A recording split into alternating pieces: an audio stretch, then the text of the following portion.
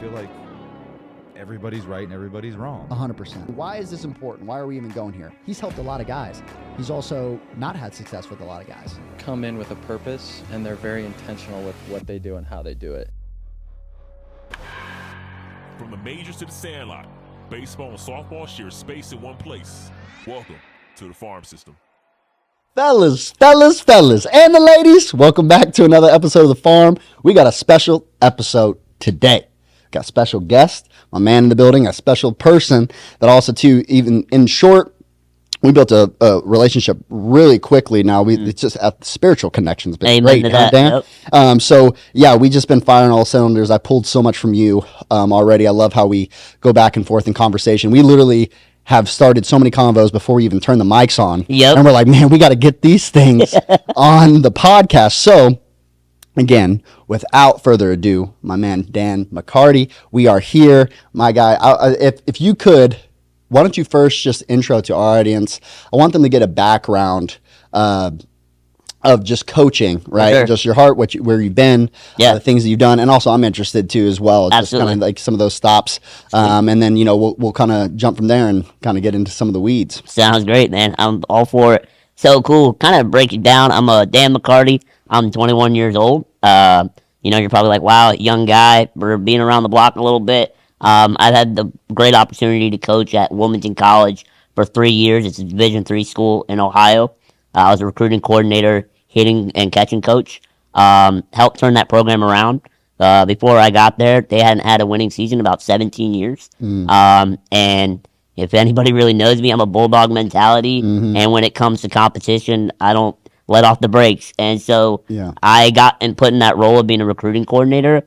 And it was on. I watched 132 games a couple summers ago and just tried to go out recruit my opponents, and it paid off. But before that, I grew up in Las Vegas, Nevada. My siblings played sports growing up. My brother played baseball, played at Silverado High School here in Las Vegas, and was a catcher.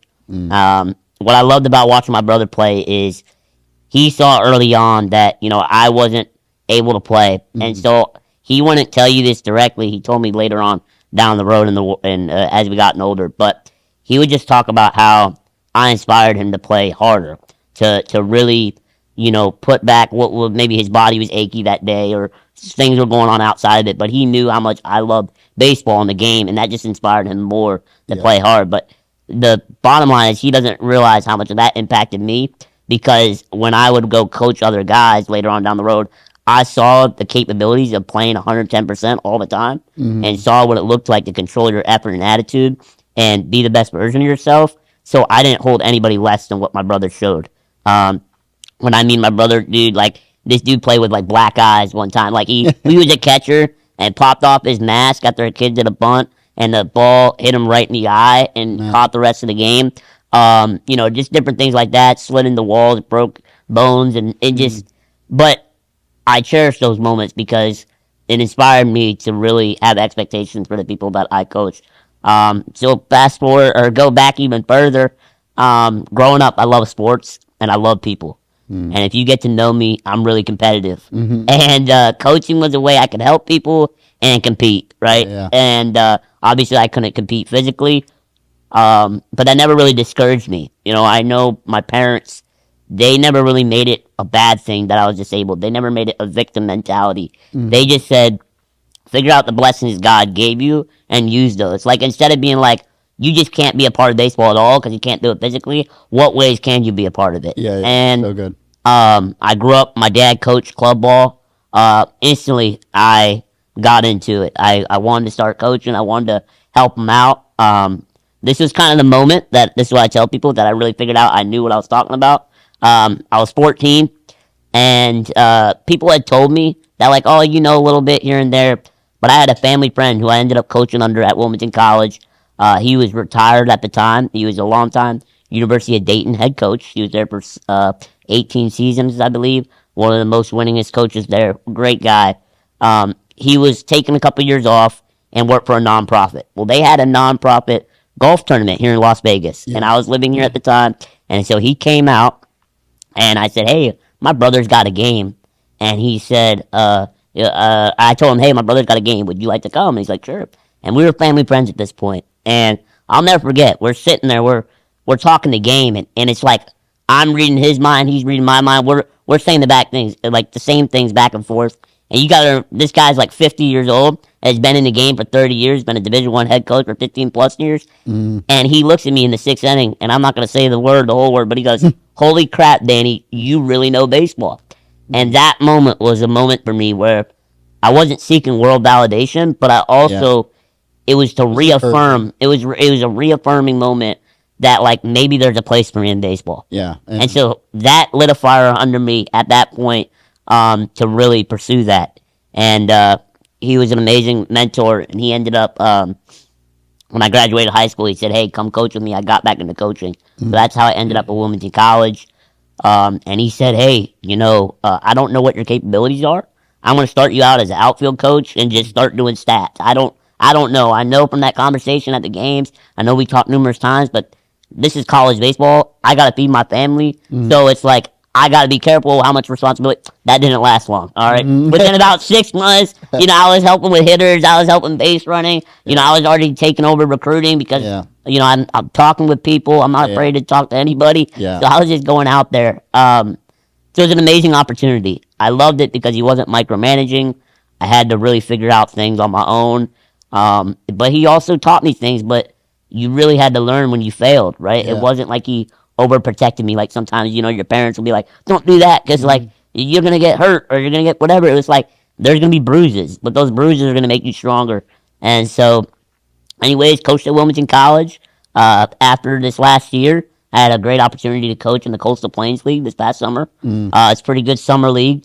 I had a great time. Had a guy get drafted off our team. Another guy signed an independent pro ball. That was an opportunity for me where I got to grow a lot. You play a lot of games in a short period of time, but you're around a lot higher caliber of players than Division III. Yeah. And I really got to absorb and learn from what those guys were being taught at their schools. I was coaching guys from Kentucky and Wake and Nebraska and big name schools. Yeah. And it's like, I got to learn a little bit more than what just Wilmington College was teaching. And we had it going on because our Division I head coach experience, right? But at the end of the day, it was a growing moment for me. And so that's kind of my encapsulated my baseball, background. But this past, after the summer, I had broken my arm about 2.5 years ago, and I didn't really know because I was just so busy with baseball. I kind of just put it to the side. I was like, dude, I got recruiting, I got to win, I just have too much going on that, I put it to the side. And my arm started to get, like, really deformed. And so after this summer, I was like, look, I got to get this checked out. And I prayed over it, and the Lord told me, like, look, you should go ahead with this surgery. And the surgery, there's a lot of possibilities for a lot of difficult issues to happen. And one of them I'm still working through now. I ended up having surgery, but something I prayed about. But during that season of life, I felt like God was calling me to something bigger. I felt that God was saying, you're doing great things in baseball. Baseball will always be there. It'll always be there. You made your name for yourself in that field. In the catching community, I got a lot of great friends. I got a lot of people, how we can't JW, Jerry, that's a great mentor of mine. He's the GOAT, man. Literally OG, but I can't even put into words how much of a amazing person he is and how much he's helped me in my, short time at the higher levels, and that we've just had amazing conversations. But God put this piece in my heart that looked like you are, there in baseball, but I believe you can make a bigger impact on lives. And he told me it's time to go from winning games to winning souls. And that was real because I loved baseball and I put my heart and soul in it. And when I told people, I said, you know what, I'm actually going to go back home to Las Vegas and I'm going to go back to school to get my degree in ministry. I'm going to get involved at Central Church and I want to pursue the ministry full time. Yep. And people looked at me like, what? Because I had interviews with some organizations. Yeah. I had conversations with organizations and they're looking at me like, dude, you're 21, you're in a wheelchair, you could possibly be in pro ball if you wanted in the next few years and whatever. But I said, no. The Lord's telling me, do something, a little different. And I'm not throwing shade on coaches. If that's their calling, that's their calling. For sure. God calls a lot of people to a lot of different things. But I know in my own life, I had this big conviction that there was something bigger. But the Lord blessed me with an amazing opportunity. He talked about closing one door, opening another. He allowed me to meet Coach Scott Bickle, who's at Indiana University, Purdue University, Columbus. It's a branch campus. And he hit me up. He was like, have you ever thought about remote coaching? I was like, what are you talking about? Like, what? He's like, well, what about getting me like, throwing programs, working with our catchers, doing video breakdown, hitting breakdowns, things like that. I'm like, sure, why not? Volunteer position, but it kept my name in baseball and it gives me that fix, right? So it was an amazing opportunity. I decided to do it. So I'm technically now an assistant coach at a school in Indiana, NAIA. Nice. Keeps me busy and it's Yeah. still able to get that baseball fix. But it shows when you're following God's calling, He will fill the desires of your heart. Yeah. Because I still had a desire to want to be in baseball. I'm not gonna lie. Yeah, for sure. Right? I wanted that, but Yeah.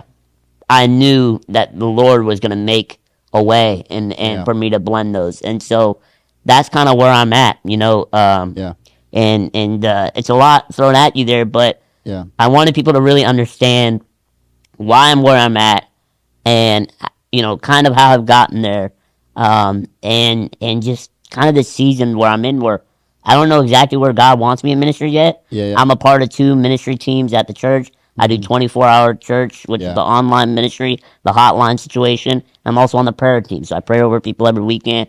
I'm taking Central Academy classes, learn, all that, and I'm going back to... I saw you at young adults though. Yeah, I was doing young adults. Yeah. All that type of stuff. So I'm really just trying to get plugged in and see where the Lord leads me. So Yeah. that's where I'm at. And real quick, before you ask me another question, I want to dive in real quick and just say how much of an inspiration you are to me, because I think that I've known about you for a long time, and I kind of laugh because I'm like, man, I grew up here and I didn't even know this, you guys existed here, right? The building, but you're someone who, I guess, I don't want to, say it like this in a way, but you made it, right? In a way, and somewhat in the baseball world, but you put the Lord first. You are unashamed of putting Bible studies out under your baseball page and putting these things out, wearing your victory shirt at ABCA, doing all these things that, it's so inspiring, because I literally have Romans 1:16 tatted right here because, it reminds me to be unashamed of the gospel.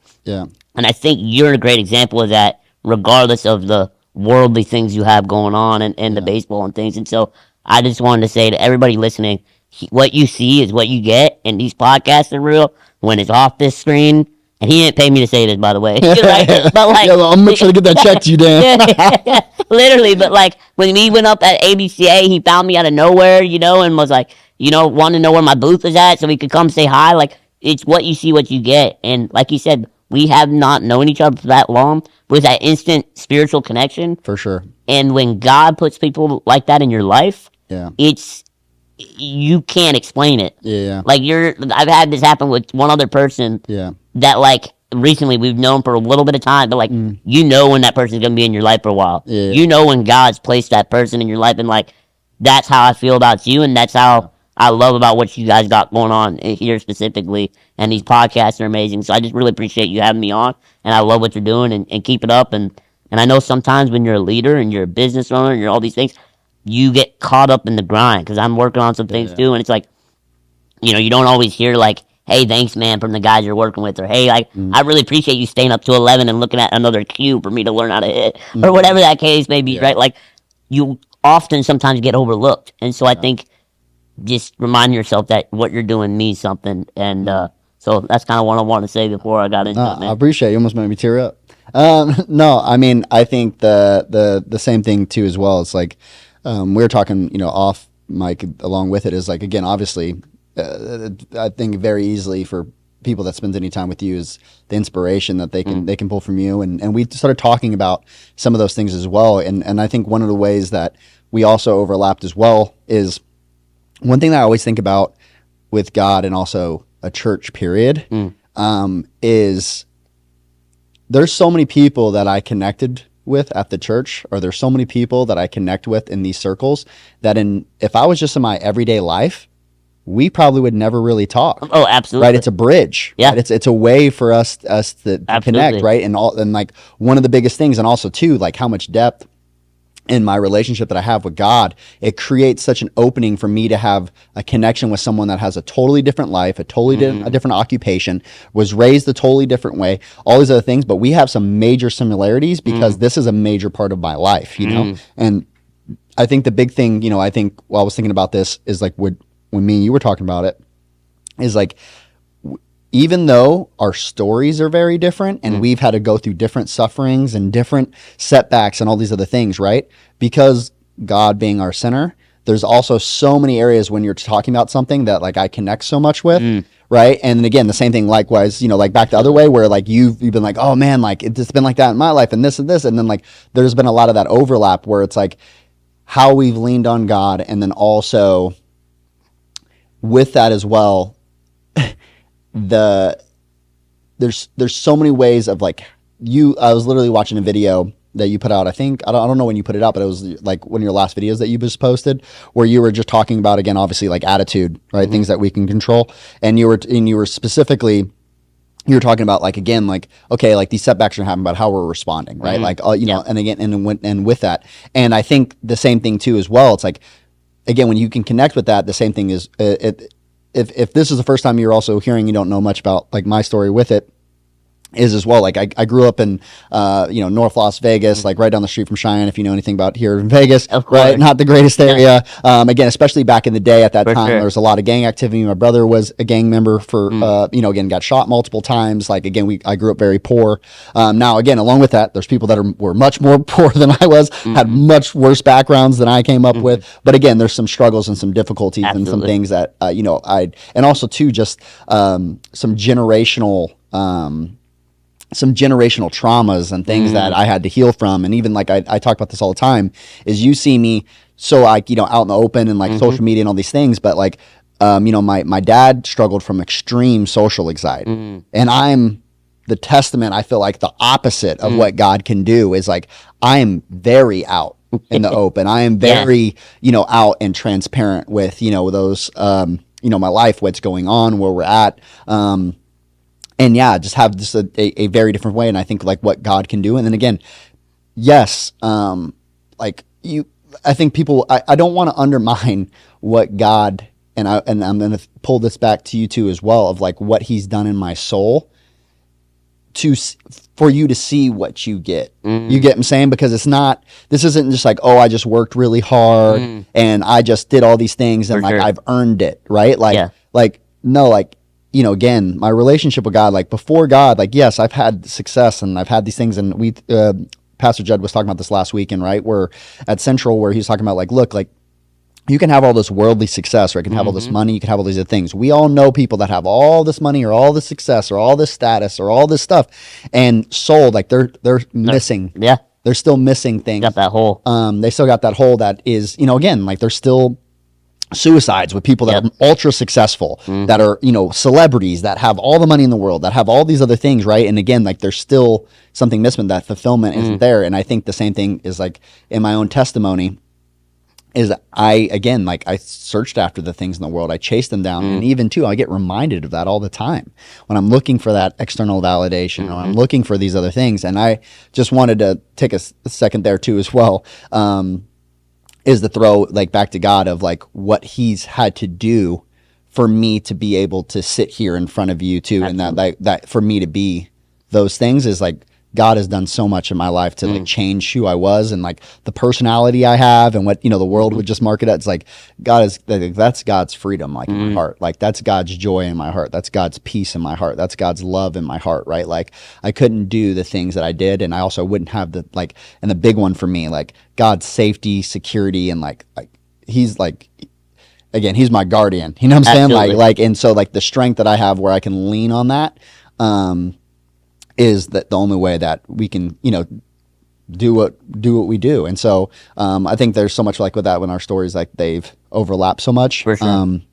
But I wanted to throw that back to you and how, because again, I know a lot of people too, I know you mentioned already, like, right, about you being in a wheelchair and some of the disabilities, but also too, someone that hasn't met you. For sure. And also too, on top of that as well, like if you're just listening right For now, sure. right, and they Talk don't about have, that. you know, visually, it's obviously a lot easier for to pick up. And we're actually going to talk about much more visual, like we were talking about earlier about the gifts and the blessing you have. But can you open that up for like, just, you know, give people a background of like what you work through, what you have to, you know, so they know where you're speaking from. No, 100%, 100%. Oh, appreciate you opening this question up. I think first off, when I talk about this, I want to say that it's not. I don't want you to be like, man, this is Dan, like he's just a man. This is the Holy Spirit and God working through me and giving me the abilities to get through these things. I don't. That's one of the biggest reasons I had insecurities growing up about me telling my story, because I didn't want people to think I was telling it because I wanted all the recognition. Speaking of that, let's pray real quick. Oh, we're on the spot, baby. Let's do it. Yeah, before we get into it, let's pray, and let's pray over what we're about to speak into, and then also to over everybody that's listening. Yeah, we talked about what we're gonna do. Okay, dear Heavenly Father, God, we just ask that. God, you just open our hearts. Like, you know, we just want you to speak through me and Dan right now, God, and just let them hear your voice and not ours, God. We just ask that you help us speak clearly, that we speak to people's hearts, God, and that these words be from you and they be transformational. And they just continue that everyone here, that just they hear what they need to hear from you, God, throughout our words and what we're speaking through. Let it be special to them, God. Let us talk about something. Reveal something that you've never revealed before. Give us a message. Give us a word that you've never, you know, that no one has heard before, God, because you're a God of abundance. And we just pray all these things in Jesus' mighty name. Amen. Amen. Amen. So I'll dive right into kind of my testimony then, and kind of some things that, you know, I've overcome. So my testimony starts before I was born, and let me tell you why. So when my parents found out my mom was pregnant with me, they misdiagnosed me numerous times. But one of the biggest ones they thought I had was called campanularic dysplasia, and it's a really life-threatening disease, and it could also harm the mother. And so they just told my mom to abort me, like right off rip, just like no reason to waste it, none of that, you know, like no reason to just go through the ups and downs. You might as well deal with it now, and then, you know, and wow. My dad's a Marine. My dad spearheaded, said, no way. I got faith, and there's whatever that case may be and looks like, whether it's 5 minutes, if he can impact the doctor that's holding him for those 5 minutes, whatever, because we have faith, and that's what God's calling us to do. So my dad took my mom out that doctor's office and said, psych, you know, I'm out of here. Like, I'm keeping this baby. Like, I don't know what you're talking about, kind of thing. And, wow. And so fast forward, I was born with like almost every single bone in my body broken. I've in my life, not including that day, I've broken over about 300 bones in my life. Wow. And you know, a lot of different things like that. But when I was born, every single bone in my body was broken, all my ribs, everything. So my body started to shut down because I was in so much pain that like I didn't want to breathe. So like when all your ribs are broken, like when you breathe, like it hurts. And as a baby, you're like, so they ended up putting me in incubator for about two months because I couldn't breathe on my own. And that was, you know, the way it was. You know, I finally got out. My parents had to literally carry me on a pillow. Like, they couldn't carry me like a regular baby because, like, if they just moved me wrong, like, they'd break something. So, wow. A lot of ups and downs. I had a really, really weak immune system. So I was in and out of the hospital for, like, pneumonias and flus and all these different things. Really, really difficult. Luckily, I mean, you know, I wasn't necessarily there mentally right when you're a baby. So it's kind of like, but the reason I start that is because that's my testimony. Like 21 years ago, that's what I tell people. And it's no knock to anybody in the medical field. Medical field isn't where it is today. No. So what I'm saying is that you can't tell me there's no God if I'm alive today, because 21 years ago, there was no reason. There was no there's no medical explanation. There was no doctor you could go to. They're like, enjoy 5 minutes with them, pray with them.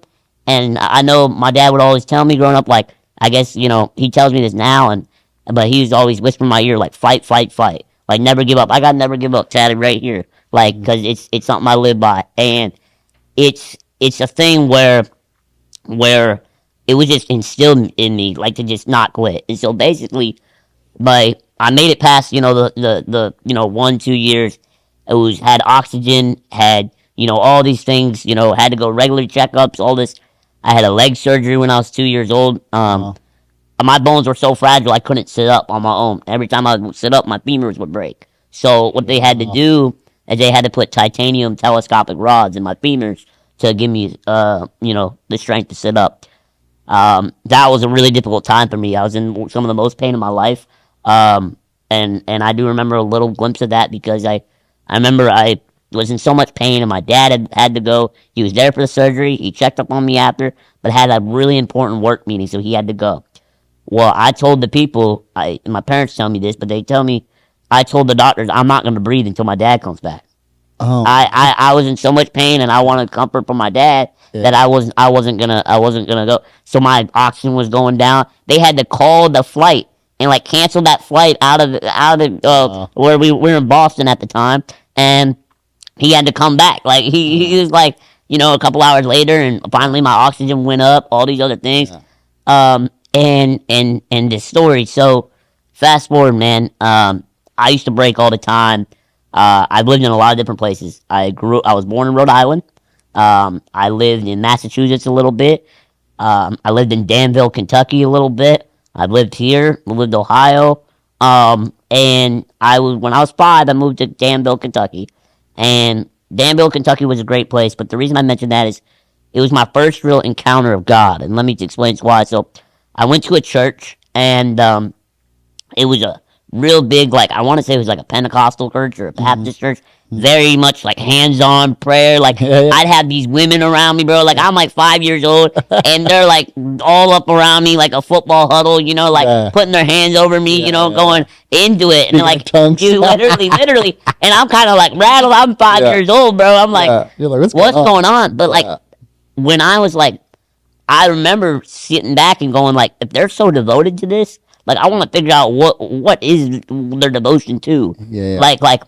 Obviously when you're 5, you're kind of like, what's going on? But at the end of the day, you're about commitment. You understand commitment. So when they're committed to that, I was like, I want to know more. So fast forward, man, I got older and my mom introduced me to Christian music when I was 8 or 9. I used to listen to Toby Mac and guys like that. And so it was kind of the thing for me. And when I would go through really hard times, my peace was music. My peace was music is the way I connect with God. Absolutely, it's probably my biggest way I connect with God. Same. I literally listened to 170,000 minutes of music last year. When I talk to you, I listen to music. I listen to my music, right? So literally, man, my mom introduced me to music, and when I listened to these the kind of the prayers that were in the songs, the messages, and I remember just numerous times just being God, I'm in so much pain right now, but sounds like you got this strength that I don't know much about. Can I get some of that, bro?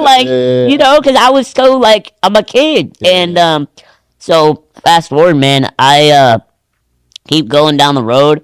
I was just a lukewarm Christian. You're a kid, you don't really know of course much, and I love my parents to death. They read the Bible, all that, but they're what I call Pastor Judd Pastor who is it? Pastor Bob from Central calls them creasters, the ones that come up on Christian and Easter, Christmas and Easter, right? Those type of people that go to church on Christmas and Easter. That's it. And that was part of it. My family was like that, and part of it was because we had 8 kids. My parents had 8 kids, and so it was hard. Different sports, different things going on. Woo. And so I don't blame them. But at the end of the day, I didn't know really the necessarily big example. I knew for sure about God and those types of things. So fast forward. A little bit further, I was in middle school. In middle school, I had to get another surgery. It was my 7th grade year, going into the summer of 7th grade. I was big into choir. I loved music. I loved to sing. I was terrible at it, but I loved it. And we all got a voice in God's choir. At least that's what they say, for right? Sure. He said, I always say that all the time when I'm singing worship. I'm always like, he said joyful sounds. He didn't say it had a, what I'm saying? I needed to sound good. Exactly. Joyful. Exactly. So I was in choir, and fast forward, basically, I had to get, my legs were and I'm going to use this as an example, human pretzels. I just put it you can laugh or whatever way you want to put it. That's just the way it was. Yeah. And they were crossed and things, and they had to go in and put 3 rods in both my legs to fix them. But they had to break them in 33 different places in each leg. And during that moment, it was the worst pain I've ever experienced in my life. Imagine. It was almost to a point. I've never been in really a depression or anxiety, but I've been very blessed. But it was probably that one time where I was like, I don't know how to do this. Like, I'm just waking up to just try to get to the next day. Like, there was no real whatever. And I remember my mom, I was like 13 at the time. My mom was sitting by my bed, and every night would just read the book of Job. Like, she would just be reading the book of Job. Like, every night, we'd be turning on, Christian music and all this. And it was a hard season of my life. And when I would listen to, like, the songs, different things that would just, like, cheer me up, like Bethel music back in the day and all those, Hillsong worship, like Oceans, like, I'd hear those songs. And, like, I could just feel the Lord's presence over me, even though I didn't really have a traditional relationship yet. Because I'm only 13, 14 years old. And anyways, fast forward that year, my mom, I surprised her for Valentine's Day or Mother's Day, Valentine's Day, same thing. Like not the same thing, but same type of gift. I got her a gift to go on the Jesus Freak cruise with me, which was like a big cruise. And I was only about 3 or 4 months after surgery, and I was still have really bad pain in my right leg, like excruciating pain. And I remember going on this cruise and I got to go to this one moment, and there's a reason I bring this moment up. It was what they called like the artist song. You got to hear the background of why they wrote the song, and you got to hear them play it. It was like Ryan Stevenson, Toby Mac, Stephen McWriter, the Newsboys. Like it was an incredible concert and opportunity. But I went to this, and it was kind of a private event. And Stephen McWriter, who at the time was a part of Iron Bell Music, wasn't super big. Now he's pretty decent size, had some really amazing songs. But he came up to me, he's like, "Can I pray for you?" And I'm like, "Huh?" Like other than when I was like 5, I didn't really have many people like pray over me like that. He said like the Lord's telling me like you need to pray for something, and I'm like, all right, like cool, right? Yeah. So he's like, well, what is it? I'm like, it's funny because now we have that perspective. I'd be praying for people all the time when God talks to me, but it's funny. Yeah, no, exactly. And so I told him, I said, well, I guess I just had surgery and my leg's still hurting. Yeah. And he said, okay. And I said, dude, like puts his hand on me, and like he literally like prayed over me, and I'll never forget like just the presence of the Holy Spirit. Like it was God was literally flowing through me in this prayer. And I went back that day. I went in the night and I prayed again. And when I prayed by myself after that initial prayer that night, I felt like a pop in my leg, and all my pain was gone. Like that next day. No way. After after the rest of that cruise, it was a 7-day cruise. I felt amazing. I was able to use my wheelchair again. Like, wow. It was, and I never really had experienced a physical miracle like that, right? Yeah. And you hear about them all the time, and you're like, whoa. And so that was the time I was like, all right, God, like, I want to dive a little deeper into this thing. Like, I'm giving my life to you. So I gave my life to Christ when I was 14. Amen. And still was a bumpy road. Fast forward to high school. It was a journey. My junior year of high school. Well, let me make sure that's right. Yeah, junior year of high school. I lost a sibling. And that's tough, right? Yeah. You just like any loss. But as a sibling, you almost feel like, I'm gonna open up. I haven't told many people about this, but like, like when you what's the word? You bust their chops. Yeah. Like if you've had siblings, you tease them, you give them a hard time, right? And like, I know I never meant those things, but I also wanted to change my heart posture. Because I was like, you know what? Like, I don't know what people are going through. Yeah. Even though I'm just joking around, like, maybe it's not a joke to them. And, like, I knew my siblings loved me, or I loved them, and I never said anything crazy personal, but it was a thing for me, like, it was a conviction. Yeah. And so from that day, after my sister passed away, I ended up listening no more secular music. I haven't listened to secular music now since. And been over 4 years. Yeah. It's the best decision I ever made. I was going to say, do you want to open that up for maybe people that don't know what secular means? Yeah, so, of course. So, Christian music, I actually had a fascinating conversation with someone about this. He was basically talking about how, like, he doesn't believe secular versus Christian music. He says that we're the ones that created those titles. For sure. And he was saying it's just kind of message based. Yeah, But yeah. for me, I believe, so I don't really call it really secular music. I believe Yeah. there's some songs that aren't necessarily Christian that are okay to listen to. Yeah. But I also think there's a lot of songs that are demeaning and also celebrate the wrong things. Agreed. And so and I believe we are really, Some of them are Christian songs. Amen to that. I literally was listening last night. I know we're going off a little For sure. little tree branch here, but there's certain Christian songs that I won't listen to because they're, again, you got to remember too. Like, first off, the enemy also infiltrated the church. We're Yes. the other thing, but I think for me, because it's like going to church, right? Not every church, right, is You leading feel the people towards presence. Christ, right, Yep. and bringing those other things.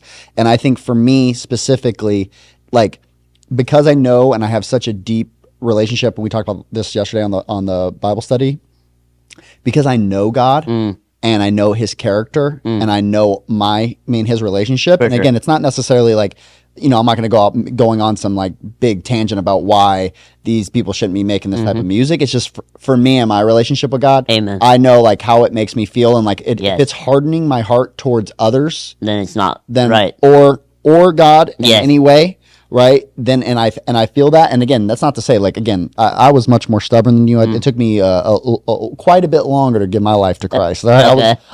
And my journey was, again, like more. I was out of college, For sure. like I was atheist in high school, like a lot of these things, and so I battled and struggled with a lot of that, and again. So I spent a lot of time. I grew up listening to hip hop. I grew up listening Me to too. all these things, and so even now, again, I'm not like you're saying as well. It's like again, I listen to a lot of music. Primarily, if you can, same thing. If you look at my Spotify, For sure. like it's like worship. Me too. I like everybody that hops in my car knows. But at the Yeah. same time, again, there's quite a few times, right? I'll go back to my my little '90s jam or my Yeah. 2000 jam, and it's interesting because, like you said, is like the message, how I'm listening to the lyrics, and then I'm also so aware of like my heart, and when it starts to shift, Yep. and I can feel the difference, right? sure. I can feel the difference, and I'm not. And again, I don't want this to sound like some Christian holier than thou, right? Like from a place of like, no, this is strictly like me and like what I feel in my heart. For sure. And when I feel myself starting to like, and this is what I mean by like hardness. If you haven't experienced this, and if you have, maybe you'll connect, is when I stop having as much patience for others, love for others, consideration, kindness, right? Mercy, grace, patience, all of these things, right? Like together, right? That's a hardening heart to like, what's going on in somebody else's life, where I'm starting to get more concerned about myself and what my needs are, and like what all these other things, and like, well, they can, like the separation, there's this separation between me and other people, and also, which is bringing separation between me and sure. God, right? And so again, there is Christian songs, right? Yeah. That are, again, they'll be like, they're in my opinion, like calling out like these things in the church, and I get why they're doing what they're doing, but I also pull really strongly about like unity, right? And also, again, not to say that we shouldn't call things out that are leading us astray, but also too, on the same side of this, like I can hear when like we're speaking the truth compared to when we're speaking the truth with love, and again, and being considerate like others, and all these other things. And so there's certain songs that, again, I think, like you said, when you were classifying the difference of like, hey, there's some songs that are not Christian songs, right? But that are, again, make me feel closer to others, Yes. right? That make me feel closer to heart, God. yeah. And then also too, there's some Christian songs on the opposite Yeah. that make me feel further from God, For or sure. further from people, and being mindful, 1000%. not just because it says, worship or does whatever, that it is one or the other, but it's more about that, like relationship, I feel like, with God, and like, 1000%. again, what's the greatest commandment of them all, Jesus? And he's like, loving God with all your heart and loving others, right? Yeah. And like always keeping that like, in mind and forefront and center. I mean, you hit the nail on the head there. I think that's exactly, like, I couldn't have worded that any better. And I think one thing I try to remind others is we are humans. We're so, we can get influenced so easily. Easy. And you don't necessarily, what I told people, like, when you're reflecting early on in your journey in faith, I always say, like, think about, like, what influences you. Like, what do you do a ton? Like, for me, what influenced me was sports, Yeah. music, video games. Those were like things that I grew up with a lot. Yeah. And so when I was not playing with the right people on the video games that were acting wild, Yeah. I'd act wild and said wild things, right? Yep. But when I was around a baseball community and a coach and a mentor that wasn't putting Christ first and wasn't treating people the way I wanted to, next thing you know, I'm starting to harden myself, right? Yeah. When I'm listening to music, it's the same thing. Wrong environments, It's the yeah. wrong environments. And so You gotta monitor your inputs, for sure, right? Because they it become can your outputs. Absolutely, exactly. Like what comes in goes out. I mean, it's inevitable. And so, fast forward, man. I'll just kind of wrap this up with this story. It's basically after I switched to music, and it's because I knew it influenced me so much, and I used to get frustrated or all these other things, and I noticed I got way more slow to anger. I was way more understanding of people because. Yeah. The messages, even when I was like fired up, ready for a game, I was listening to Christian rap. I was ready to go. The beats were hard, all that. But I'm like giving glory to God when I'm going to the game. Sure, for sure. Not about beating somebody up. You know what I mean? Yeah, 100%. You know what I mean? Like we're gonna take care of the other team, but that's it, right? And sure. so And that was you made a great point there too. Maybe something for us to I don't want to cut you off because I know you're finishing this. Is the difference? We could talk about competition and how that can get. Yes. That's great. I would love to get onto that because that's something I'm passionate about. Yeah. So, anyways, wrapping this up, man. Is after that, man, that was a big change in my life because this is scary, man. Like when you believe, I'm not trying to go into a tangent, but there's people that like those people that hold up the signs outside, be like, if you don't give your life to Jesus, you're burning in hell. Burn. Yeah, like Turn or burn. For me, that's not my style. But you know what? No, it wasn't Jesus' style either. It wasn't. But you know what? But what I understood though, Yeah. after like losing someone you love and you don't know, is it's like if you truly believe something that big and that strong, and you don't know where those people are gonna go, then like I almost like commend. I'm not saying it's my style and it's not the right thing to do. But, like, I'm not saying go do it because that's not my style. But I can understand if that's what you feel God's leading you to do and you are that worried that people that you care about or see are not going to, get to heaven and those such things, I can understand that. And so, like, for me, that was a shift in my mentality is, like, I want people to see Jesus through me after that moment. Yeah. And so that was the big thing after that. And then, honestly, the last thing, man, this is something I really keep close to my chest, and a lot of people don't know this, but I think it's gonna be great for the audience to know. So this kind of goes into my disability. So after my sister passed away, I got into college coaching. When I was younger and when I was in life, a lot of people saw me wheelchair first. A lot of people saw me, okay, he's in a wheelchair. This is real, bro. This is real. And people would be like, he's in a wheelchair. But when I started getting into baseball, they'd be like, he knows stuff. Like, it's not the wheelchair anymore. He's a baseball guy. And that fed the drive that was not necessarily Christ-like. And what I mean by that is, like, interesting. The desires weren't necessarily where they originally were. Like, I dove into, like, I want to be a dog in baseball because people don't see me in a wheelchair. They see me as a guy that can help them win games. Yeah. And so, although it started in good, it became my identity, 100%. Yeah. I was not find my identity through Christ. I was finding my identity through people the way they saw me in baseball. Yeah. And that was a crazy thing for me because when I overcame that with my sister, I'm like, okay, I'm really doing this Christ thing. Yeah, open that up. Why that was a problem? Because I think a lot of people are stuck in there right now. For sure. Stuck there, that identity. What's a lot of people? Unpack that. Yeah, for sure. Why so was that why it's a problem? I think you can do both. And for me personally, it started out like I wanted to help people, and I still love helping people. My favorite thing, what I do, I have my own podcast. I'm putting out positive. I love helping people, and that's never changed. Yeah. But I also got a thing where I was finally getting recognition of something I desired. Yeah. And what I remembered is that, what's the wrong with that is we're supposed to lead people to Jesus. We're supposed to give him all the praise. And it don't matter, like you talk about with Paul, right? And then and everything when you're reading yesterday. Is basically he was in prison, he's not getting any of the credit, and if he got the credit now, he's already dead, like way dead, like it's over with. But his story's making an impact now, and it's like the thing is that he's hated, literally, and so, but now people are now like reading his word to lead us to Jesus, and so the thing is that it's this thing that was eating at me because. Even though it was just a small part of me that was like my identity or like it was getting closer to that, I didn't like it. Yeah. I didn't like it. I could feel it. The Like discernment. Like the discernment was real. Like I could Yeah. feel it going, all right, like, okay, I'm helping this guy and like he's starting to hit nukes now and people are like, oh, like this dude in the wheelchair really knows what he's talking about. And then in my mind I'm like, finally, I'm not a dude in a wheelchair. I'm a baseball coach. I'm a guy who's doing different things like this. I've done work with, bigger people and helped them with different things and when people are like, yeah, who do you work with? Oh, I work with Dan. They're like, dude in the wheelchair that goes to the Division III college, and that's like another token on my board. And so, it really spiraled internally. No one knew it. But it was because God was calling me to something bigger and was like, look, I'm using your story for something bigger. And it's okay, but you have to remember, like, you're gonna get where I want you to go. You don't necessarily need to have the glory or the recognition that it's for me. Well, yeah, and God, and then I literally, like you're saying too, is like when we start realizing that God's glory is our glory. Exactly.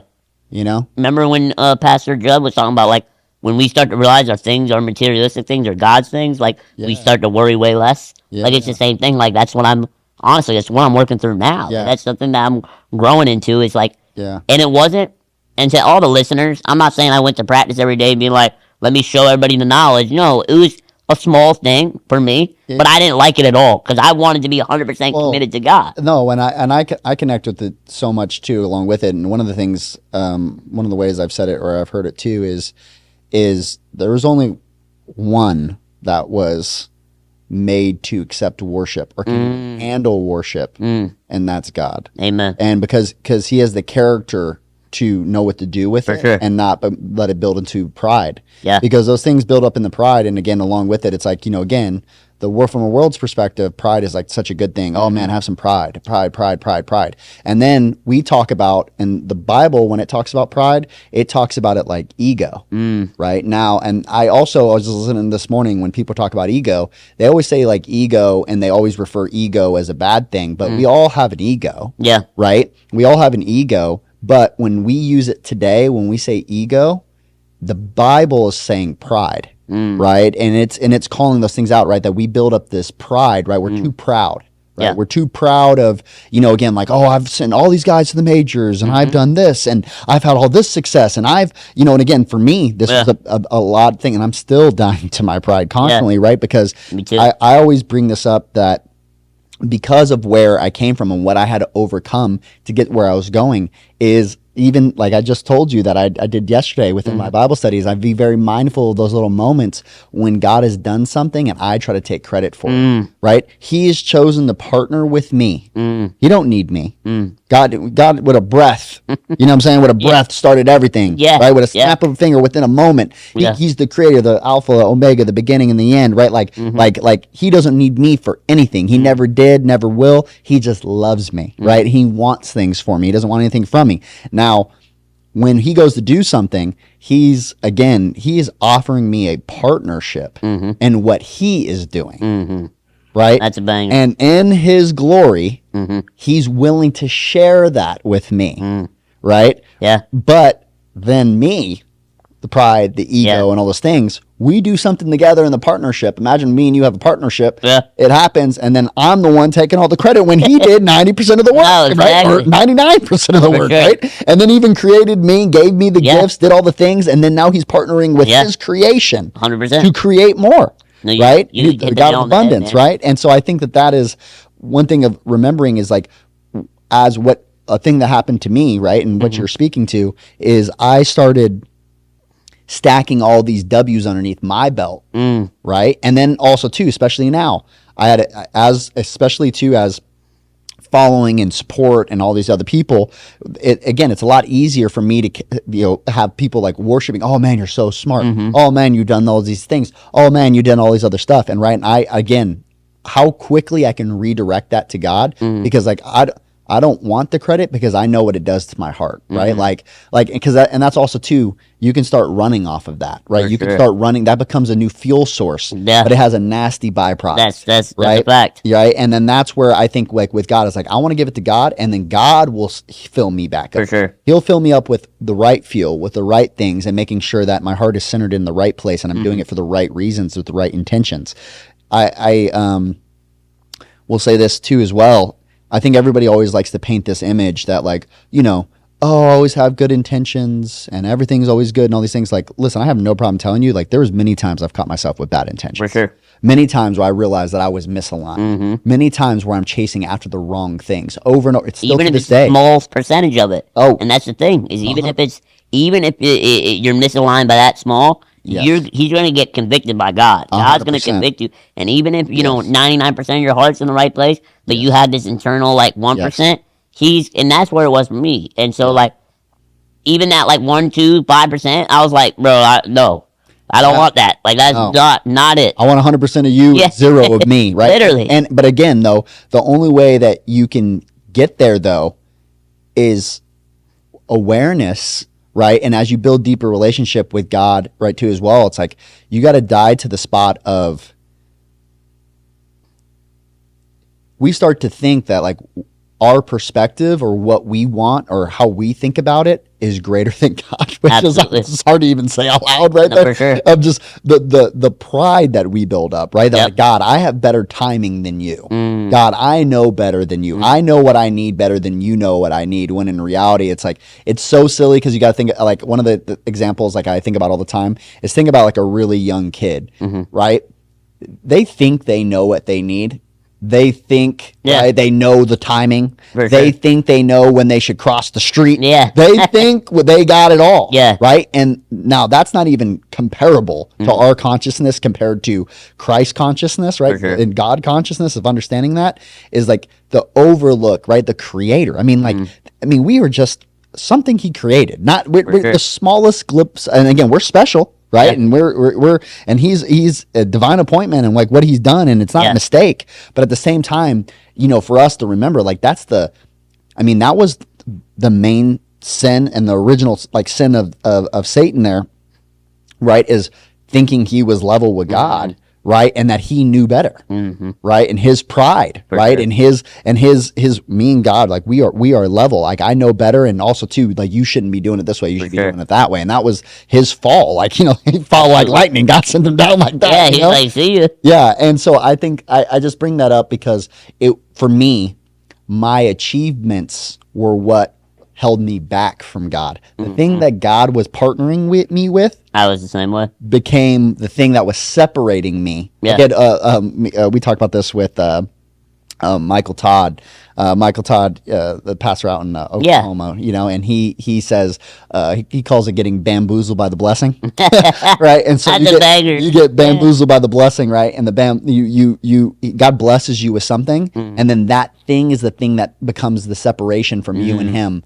For example, like, He gives you a family, but then you idolize your family over God, right? You get that relationship, you get that job, and all of a sudden now you're too busy to spend time with God. You start get this new passion, right? He gives you a blessing of like, look, I've got greater things for you, right? Dan, I got greater things for you, and I'm gonna bless. Like, you do have other value, you do have a place in this world, you do all these things, and then we start, like you said, to lean, and if we let that grow and you stack 30 years on top of those, like, how much separation you can create with you and God is Absolutely. crazy. And that's a banger. I mean, dude, like, just like talking about accomplishments, like 2022, I was assistant coach of the year in all college baseball. Yeah. And so you're looking at it like, okay, like, wow, all right. And then people were calling, texting you, people. I'm like, Yeah. well, that's a big dude in the game, or that's for these sure. things, and so I think it's something that I've worked through, and like you said, I didn't want it to manifest. I didn't want it to be 20, 30 years and being like, because I've seen it. Like, I've seen it. Like, this is something that, like, it falls in line with what we talk about driving us away from God. I'm going to use this example. I'm not going to use any names, but there's a buddy of mine who's in a pro organization. He coached for a pro organization team, one of the affiliates, and he told me about this story, how this guy was, coaching, and they had a 4-game series, and the dude's family came in, and he brought all the coaches together. He's like, I can't wait till they leave. I can't do this. Like, I'm so locked in on this series. Like, have my kids go, have my wife go. Like, I need to win. Like, we need to win. We need to do X, Y, Z. And my buddy, who I'm buddies with, is a Christian. He's like, that's the day I knew. I was like, maybe pro ball is not for me. Like maybe like Yeah, it's a different lifestyle. like, and I'm not saying all pro ball people are like that, but he was like, I want Jesus at the center of my life. Yep. And I've seen how quickly it can go the opposite direction. Yep. And I felt that in environments I coached under, For where sure. I've seen people go through some things where I'm just like, I'm not willing to give that up. Like, and it's, you talk about taking your pride and ego out of it. It's for me, it was like, okay, you know, God would tell me, be like, all right, you have people that have shown you what the negative side of this is, right? Yeah. And this thing, but you also have to understand how powerful God is. Yeah. And although you may say, hey, I want to do this, God may say, I'm going to close that door and I'm going to open this one for you. For And it's sure. going to be just as big or even bigger, and it's going to lead people to Him. Yeah. And I think that's Or another one, and the one that a lot of times we don't like to hear, is maybe it will be smaller than that other job Yeah. or that whatever, but earthly smaller. for sure. But spiritually, spiritually bringing you so much closer to God, Dude. and might be a great segue, because I know me and you started talking about this, right? Yeah. Like you brought up the idea, and you've already said to this point, right? They have this identity, they see these, and I want you to kind of talk about what we were talking about before, where physically, Yeah, people it's are praying over yeah. you because they see this physical ailment, but we ain't living just No, for this physical ain't much. This is 100%. and I That's a just glimpse of it. I just actually I was actually highlighted this one the other day. I think I want to say it was I reading like Second Timothy or something like that, where it was talking about, maybe it was First Timothy, is like, you know, like physical, you know, again, our like physical health. The verses, I'm paraphrasing here, but it's like physical health is great, but spiritual health Is the most important. is most important, right? Because this our physical health, like this body will pass. Like For sure. again, this is a temporary home, a temporary 100%. shell that I'm in, right? And it's important, right? Yeah. Because again, it does affect my spiritual health and all these things. Like, you know, again, this is my temple, right? I get it, right? But also, with that being said, too, is again, in your perspective, and how I would love for you to share with that, right? Is that a lot of times they think that, like, as you mentioned, right, they may feel more sorry for you, when in reality you're like, I see it from a different perspective, right? And so, yeah, go ahead and share that. 100%. Yeah. So, real quick, I want to talk about what you said earlier. You were talking about how you hit on something that's huge. It's like, when you're in God's will for your life, or close to it, like, you start to realize something that you mentioned that really resonated with me was that, you know, you talked about how, you know, when it's something that might be smaller or it might be whatever, it makes a greater impact. I'll tell you right now, in my own life, I'm currently unemployed. I'm coaching as volunteer college baseball, but I'm pursuing the ministry. I'm going back to school, and I've been posting content about my faith and things, and I'm at the most peace I've ever been in. Yeah. I'm in the closest I've ever been to God. I'm going to young adults. I'm going to, and I'm unemployed. I just moved out in my own place, and I'm like, I got rent due. I got all these things, but For sure. But there is no worries in my heart at all, because I know God's got it. And I was in a bunch of other places where you could say I've been more successful, but I have never been in more Earthly. peace. Yeah. Exactly. Earthly success, that I have never been more happy in my life. Like, I got people like you in my life who are great, Christ-centered people that we have similar interests. I got people at the church. I got shout out to my boy Joe Singley. He's one of my best friends. Christian guy with the Reds. You know, like, but those people like keep you going. In that, like, regardless of what I have going on right now, earthly, I'm as close as I've ever been to God in this journey. And that was something I wanted to testify to, that even if it's changing, your season's changing, if you seek God, like, He's gonna provide this insane amount of peace you can't even really comprehend. Yeah. And we don't even just to literally add to that is the same thing too. Is like, we don't know if you don't have a relationship with God, me and you can just like, yeah, God's peace, right? But like, Literally. Somebody out externally being like, we don't even know, like if you were asking, just generally asking somebody like, hey, like, how do you get God's peace? Like, well, it's like, like when my money's good, when this is when all this external environment, right, has to look how I would like it to look, right? Like for all the relationships have to be how I'd like them to be.